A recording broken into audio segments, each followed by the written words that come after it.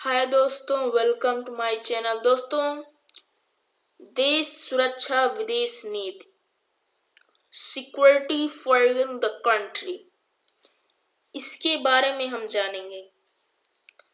तो इससे कई संबंधित प्रश्न परीक्षाओं में पूछे जाते हैं।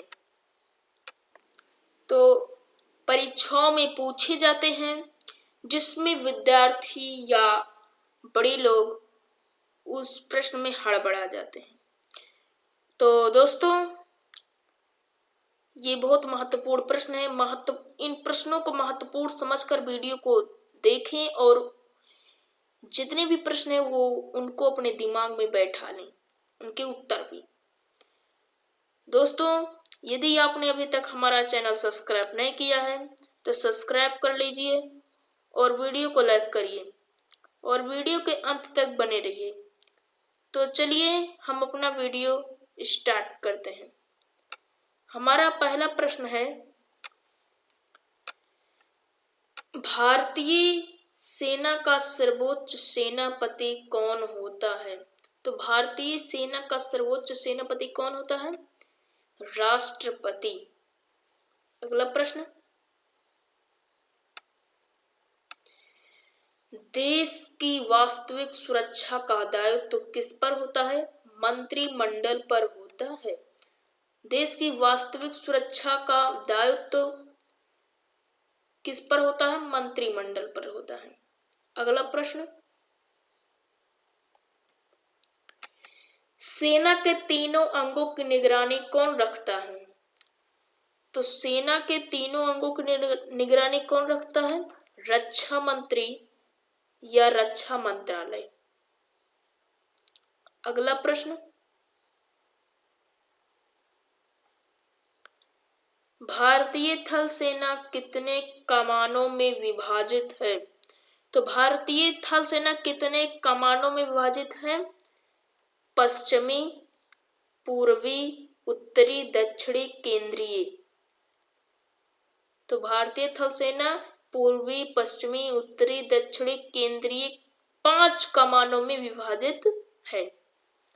अगला प्रश्न, थल सेना के अंतर्गत कितने प्रकार की सेना होती है? तो जो थल सेना होती है उसके अंतर्गत कितने प्रकार की सेनाएं होती हैं? पहला, इन्फेंट्री, तोपखाना, आर्मी, मेडिकल कोर, आर्मी शिक्षा कोर। अगला प्रश्न, भारतीय नौसेना कितने कमानों में विभक्त है? पश्चिमी, उत्तरी, दक्षिणी।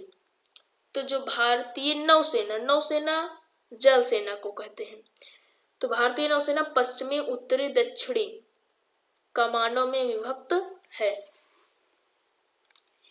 क्योंकि पश्चिम में भी जल से बहुत युद्ध होते हैं, उत्तर में भी और दक्षिण में भी। अगला प्रश्न, भारतीय वायुसेना कितने कमानों में विभक्त है? अभी तक आपने थल सेना, वायुसेना देखा, तो अब वायुसेना कितने कमानों में विभक्त है? पश्चिमी, पूर्वी, दक्षिणी प्रशिक्षण कमान। भारतीय वायुसेना पश्चिम, पूर्व, दक्षिण और प्रशिक्षण कमानों में विभक्त है। अगला प्रश्न, तीनों सेना के अध्यक्ष को क्या कहते हैं? तो जो थल सेना होता है उसके अध्यक्ष को हम जनरल कहते हैं और नौसेना के अध्यक्ष को हम एडमिरल कहते हैं और वायु सेना अध्यक्ष को हम एयर चीफ मार्शल कहते हैं। अगला प्रश्न, 9वां प्रश्न, मुख्य सैन्य प्रशिक्षण संस्थान के नाम बताइए। नेशनल डिफेंस अकादमी, इंडियन मिलिट्री अकादमी, ऑफिसर्स ट्रेनिंग अकादमी, नेशनल डिफेंस कॉलेज मुख्य है। तो मुख्य सैन्य प्रशिक्षण संस्थान के नाम, मतलब जो सैनिक होते हैं उनके प्रशिक्षण का स्थान कहाँ है, बहुत प्रमुख जहाँ अच्छा होता है, तो नेशनल डिफेंस अकादमी और इंडियन मिलिट्री अकादमी। ऑफिसर्स, यहाँ पर ऑफिसर्स रहना चाहिए। ट्रेनिंग अकादमी, नेशनल डिफेंस कॉलेज मुख्य हैं। 10वां प्रश्न, समुद्र तट की सीमाओं की सुरक्षा का कार्य करता है। तो समुद्र तट की सीमाओं की रक्षा का कार्य कौन करता है? तट रक्षक संगठन। 11वां प्रश्न, उच्च प्राथमिक विद्यालयों में किस प्रशिक्षण की व्यवस्था है? उच्च प्राथमिक विद्यालयों में किस प्रशिक्षण की व्यवस्था है? स्काउट्स और गाइड्स। अगला प्रश्न, सरकारी कारखानों, सरकारी उपक्रमों की सुरक्षा करना किसका कार्य है? केंद्रीय औद्योगिक सुरक्षा बल, जिसे हम शॉर्टकट में कहते हैं CISF। सी का अर्थ पूरा नाम केंद्रीय, I से औद्योगिक, S से सुरक्षा, F से फोर्स मतलब बल। अगला प्रश्न, रैपिड एक्शन फोर्स क्या है? जो सेना होती है उसमें एक रैपिड एक्शन फोर्स सेना होती है।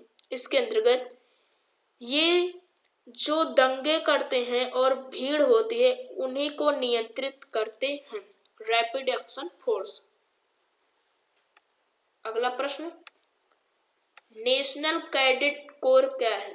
तो नेशनल कैडेट कोर को हम NCC कहते हैं। कई लोग NCC में अभी फार्म भी शायद भरे होंगे। अगला प्रश्न, राष्ट्रीय सुरक्षा गार्ड क्या है? यह गृह मंत्रालय के निरीक्षण में कार्य करती है। तो राष्ट्रीय सुरक्षा गार्ड क्या है? यह गृह मंत्रालय के निरीक्षण में कार्य करती है। इनका जो मुख्य कार्य होता है व्यक्तियों की रक्षा करना, बंधकों का बचाव और महत्वपूर्ण प्रतिष्ठानों को आतंकवादी खतरों से सुरक्षित करना है, राष्ट्रीय सुरक्षा गार्ड। 16वां प्रश्न, सशस्त्र सेना झंडा दिवस कब मनाया जाता है? सशस्त्र सेना झंडा दिवस कब मनाया जाता है? 7 दिसंबर को। दोस्तों, यदि आपको वीडियो पसंद आया है तो वीडियो को लाइक करिए, चैनल को सब्सक्राइब करिए और वीडियो को ज़्यादा से ज़्यादा शेयर करिए। मिलते हैं अगले वीडियो में ऐसे ही वीडियो के साथ, तब तक के लिए धन्यवाद।